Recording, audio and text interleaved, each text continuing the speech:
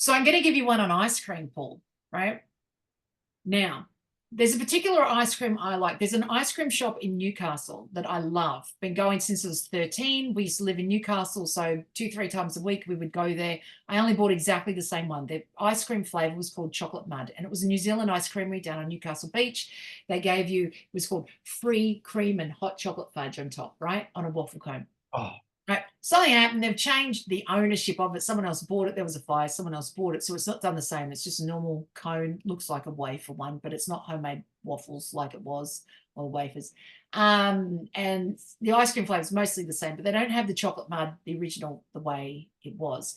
Chocolate mud was chocolate with chocolate chips, not the normal small chocolate chips, but like chocolate fudge chips or something. Yeah, yeah. chips, like as in like cookie chips, you like those ones. So there's substance to it. And Sounds like a big so they're like chocolate drops. So like you could feel the texture, and chocolate coated peanuts. Oh, Oh my God, right? Chocolate ice cream, chocolate coated peanuts, and solid chocolate chips, right? And then they do the free cream and the hot chocolate fudge on top. So anyhow, I know that it's all changed. I take the boys last year, right? So I'm going into the store and I'm saying to them, right now, I'm going to double check. You guys are getting an ice cream. I'm going to double check. Now, I know they don't have the original chocolate mud, but they've got another version. If they do the cream and hot chocolate fudge on top, I'll get it. But if they don't, I'm not getting an ice cream, even though the ice cream is good, but it's not the whole experience of what I'm after, right? I walk into the store and the lady says, couple cone. She didn't say hello. She says couple cone. And I'm like, oh, well, you see, do you do the cream and the chocolate fudge? No. So you want a couple cone? I'll have a cone, thanks, and I'll have the ice cream. You can't help it. There is no assumption that you're not getting the ice cream. I mean, why are you in an ice cream store? I'm going, I wasn't even eating the ice cream. I was getting the ice cream for the kids. But she asked me, couple cone. I just want to know if you got the cream and chocolate topping. No, I don't. Okay, so couple cone. I just wanted the couple cone. And then I'll get the rest of your order. Hey, I mean, the order was that doesn't matter. I'll have the ice cream. She wasn't wrong. The ice cream was still good without the cream and the topping. It was just extra good the old way. But she wasn't wrong. So ice cream stores, they learn at the beginning, right? Something got you in the store, and they don't care what got you in the store. The weather was bad, so therefore you came in. The weather was hot, therefore you came in. There was bright colors. The kids want an ice cream. They don't assume anyone's not shopping. yep. It's a great philosophy for sales, It right? is. And it's up to the customer to back out. Oh, no, I was just looking. Okay. It's very hard for a customer to back out, really any retail store. You walk in, even if you do that, unless you're looking for something specific and they don't have it, right? Like, sorry, don't have it. Okay, I'm gone. And how many people make up an excuse because they just want to buy elsewhere? Oh, I was just looking for this and you don't have it. I'm off. Because they feel uncomfortable not buying. So Yeah. once you put them in the store, they're really a captive audience who, even if they, don't want to, they're going to buy anyway, provided you can sell You them. can capture them. You know what I found in regards to selling to people, so being a salesman, right? I learned this at traditional sales training. So original sales training will say, never ask a customer a closed question. So one that has them answer yes or no, because you're not getting in the conversation. So ask them an open-ended question like, what are you looking for in the store today? Or are you having something like that, right? So it's an open-ended question. I actually have to say the closed-ended questions gets the customer every time. Have you been in the store before? Yes or no? Because they could answer fast. You can ask them another question. Like if you get them, are you looking for something in particular? Oh, no, I'm just looking. Yep. Anything in particular? Can I point you in a direction? No, you can't. Yes, I'm looking for something, but no, you can't. I'm happy to look around. No problems. But they're talking to you. So you can come up with another question and another question because Yep. they answered fast. You gave them such simple questions to answer. If you give them a question where they have to think about it and give an extended answer, oh my God. Too much effort. It's just too difficult to do the whole shopping experience. So just ask them, have you been here before? Yes, I have. Do you know the layout? Yes, I do. Then you probably don't need any help. No, I don't. Okay, no problems. I'm still here. And they're like, that person was nice. They weren't trying to get me to do anything, but they've already answered 3 questions. Who are Yeah. they going to hunt down when they need a hand? No problems at all. I'm over here. You need a hand? I'm here, but off you go.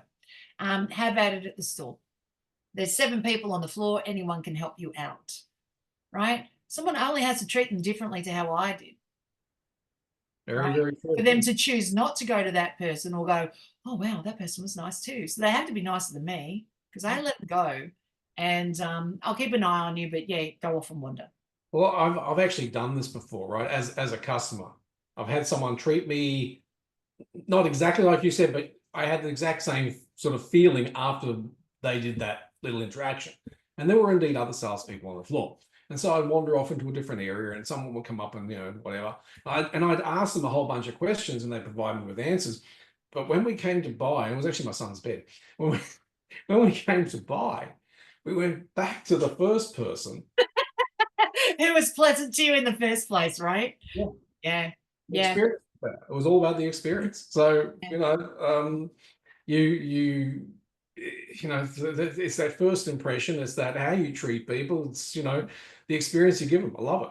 Yeah, it's all about the experience. Look, I talk to network marketers a lot, right? And in regards to network marketers, I'll be teaching a group and then someone say, I need to tell you a story. Tell me a story. Well, I'd been recruiting a customer for a number of months now, and then somebody from a different team come in and swooped in and sold to them. Right? Oh, okay. Yes, that seems like quite the problem. They've gone, it's unethical. I said, I consider it unethical too, that you spent 4 months not selling them something. Like, what did you do wrong for somebody else to sell to them in 10 seconds? How is it that in 4 months you never completed a sale, but someone did it in 10 seconds? Like, what did you do wrong? Right? So it's really interesting how much people will blame the other salesman for getting it. So even on the sales floor, working in Apple, working at furniture, right? We'd get a commission. So we'd get paid, but then if we sold above our quota, we'd get paid a commission. I can say when I was selling furniture, I was the king of the ones, like $1,000 sales, maybe a $2,000, $1.5, right? $6,000 sales, $7,000, $5,000 sale. I can't say in 7 years I got 5 of them. I can't even recall if I ever got any, really. And but I know I'd done some quotes for them. But for whatever reason, I didn't sell to the person on the day. And when the quote came back, I knew they got it. They just got it via somebody else. So I didn't end up with the sale. Now, I could complain about this all day long. It doesn't change the fact, because then everybody starts fighting, right? It doesn't change the fact. I sold more. Like, I ended up getting more in commissions because I just sold to more people. You can spend all day trying to get a $5,000 sale, or you can spend all day doing $1,000 sales and get 10 of them. Yeah. I just do that, right? So I just go for the small sales, and then everybody else can do the other stuff, like the hard stuff, right? And small sales go out the door really fast. It's just a lounge, so I can just ship it out. Large sales, $5,000, have to sit around while you're waiting for all the components to come in. Customers are cranky because stuff's not in at the same time, and it takes forever. It takes forever to get paid. So where's it headed? So in regards to people stealing sales, so even now when someone says, like, I've got a sales team and they're all fighting about the commission. All right, so how do I deal with the salesmen that have undercut the other salesmen? I said, you go to the salesmen that were undercut, where a sale was stolen by them from a workmate, and you say to them, go to that guy and ask, how did you do that? How did you convert that person so fast? Because clearly I'm missing a skill as to how to do that, because I clearly was taking forever for them not to buy. Yeah. And then they can learn from someone who knows what they're doing, how to improve. As a manager, you can't teach a person to sell better by going over and insisting they get their sale back. But the question is this: why do we blame the other salesman for stealing a sale and not blame the customer for switching salesmen? Why is the customer not considered not loyal? The salesman that you work, the sales team that you work with is considered, bit of an asshole, right? But it was the customer that chose. And in the end, the customer gives the money to whomever they want. Yeah, and bottom line is the only person who's responsible for that sale going over there is not the customer. It's not the other salesperson. It's you. If you lost it, it's all on you. But in the end, and it's all on you because what did you do? Because ultimately the customer's going to decide where they spend the money.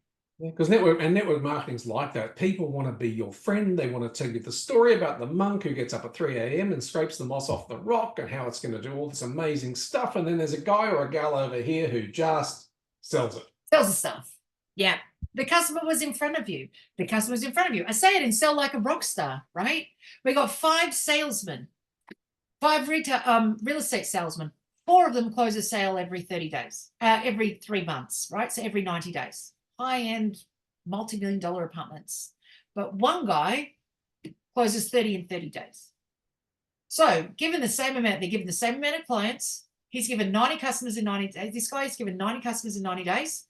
These guys, these 4 are given 90 customers in 90 days. This guy sells 90. These guys lose 89. How do they do that? Well, here's how they do it. Customer walks in and says, I want to live on this street and I've got the means of money to buy a house today. Rockstar salesman, this guy says, I can help you with that. These guys, right? So he gets on the sales path. I can help you. These guys get on the marketing path. Here, come in. Let me tell you why our company is the best one for you to work with. Yeah. And they never get off the marketing path, which is send them to the website. Send this. The customer's in front of you. Why don't you just serve the customer? This guy says, well, the customer said he was going to buy it today. So I have today to sell him a place.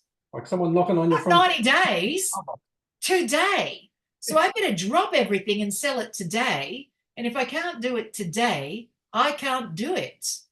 And that's called stop multitasking. These guys go, oh, well, come in. Let's see what we've got and what have you looked at and all this other stuff. And this will take a few days. It might take us a couple of weeks to find what you're after.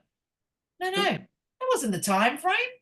We got one day. Drop everything you're doing. Serve the customer for one day. Yeah. Get it off your plate. Imagine your ideal partner. You know, you're single, your ideal partner comes and knocks on the door and says, hey, I'd like to get to know you.